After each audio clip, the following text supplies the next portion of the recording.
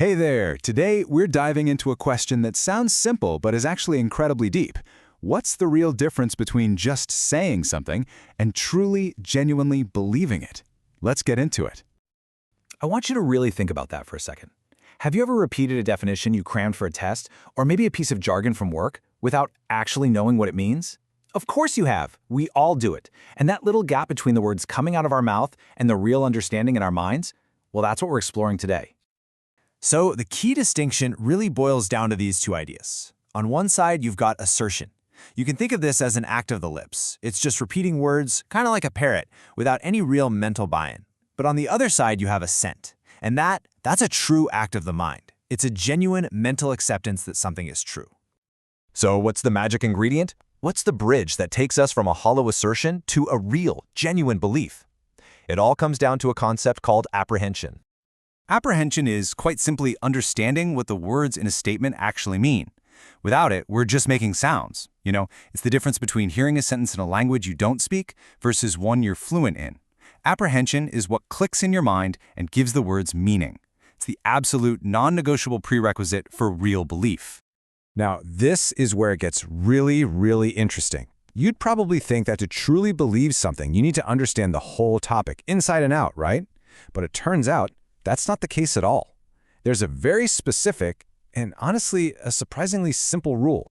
And here's the rule. It's almost shockingly simple.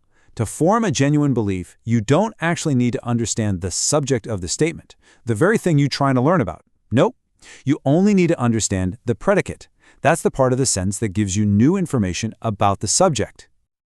Okay, let's break this down. It's always about an unknown thing being explained by a known thing. Take this example. What is trade? Here, trade is our unknown subject. The answer we get is, trade is the interchange of goods. Now, we might not know trade, but we do understand the predicate. We know what interchange means, and we know what goods are. And because we can apprehend that known part, we can now form a genuine belief about the unknown part. See how that works? I know, this might still feel a little bit abstract. So let's use a fantastic example to make this crystal clear. We're going to call it the Lucerne test. So imagine a kid asks you, hey, what is Lucerne? And you hit them with this answer. Now, they might be able to memorize it. They could repeat it back to you perfectly. But are they assenting to it? Are they believing it? No way, because they can't apprehend the predicate. Metagigo sativa is just a bunch of sounds to them. They're just asserting. They're being a parrot. But now let's try a different answer. This time we say, Lucerne is food for cattle. All of a sudden, everything changes. The light bulb goes on, the child totally understands what food for cattle means, they can apprehend the predicate. And because of that one simple fact, they can now form a genuine belief, a real assent about what Lucerne is. So this really lays out the whole process, right? It's a simple, powerful sequence. Step 1, you hear a statement. Step 2, you actually understand the descriptive part, the predicate. And boom, step 3, that active understanding unlocks your ability to give your mental assent to truly believe it.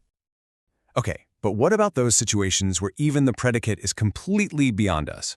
Like, what happens when a statement is just total gibberish to us? Well, there's a really fascinating wrinkle here for how we can still form a belief. And here's the twist. It's a subtle but really profound shift in thinking. If a statement is completely incomprehensible, you can't assent to the statement itself. Of course not. But what you can do is assent to a totally different proposition, the proposition that the original statement is true. Your belief actually shifts from the content of the statement over to its truthfulness. Let's use another great example. A mother teaches her child a line from Shakespeare. The kid can't possibly assent to the line itself. The words are just too abstract. But if the mother says, this line is true and has a beautiful meaning, the child can assent to that. And why? It's our rule again. It's because they apprehend the predicate. They know what true means. They know what beautiful means. Their belief isn't in the line. It's in their mother's word about the line. This all leads us to one final, really crucial point. A belief is a belief. It's absolute. You're either in or you're out. But does that really mean all our beliefs feel the same to us? Not by a long shot. So an assent is an unconditional yes. You either believe it or you don't. There's no middle ground. However, the strength of that belief, its vividness and its energy in our minds, that can vary dramatically. And that strength is tied directly to how keenly, how energetically we apprehend the proposition in the first place. Let's go back to our child's beliefs for a second. The belief in their mother's honesty and truthfulness, that is incredibly powerful. It isn't some abstract fact, it's tied to love and trust in their entire world. It has immense force in life. Now, the belief that lucerne is food for cattle is still a genuine assent, but it's more of a distant, factual belief. It has less force. And the belief that the botanical jargon is true? Well, that's even more abstract, held with the least force of all, even though it's still a real, absolute belief. So, when you boil it all down, what's the big takeaway? It's this. Understanding what we're calling apprehension is the essential bridge. It is the one thing that carries us across the gap from simply parroting empty words to holding genuine, meaningful beliefs. And that really leaves us with a question for ourselves. Take a look at the things you claim to believe about the world, about your work, about life. Which of those are built on a solid foundation of true apprehension?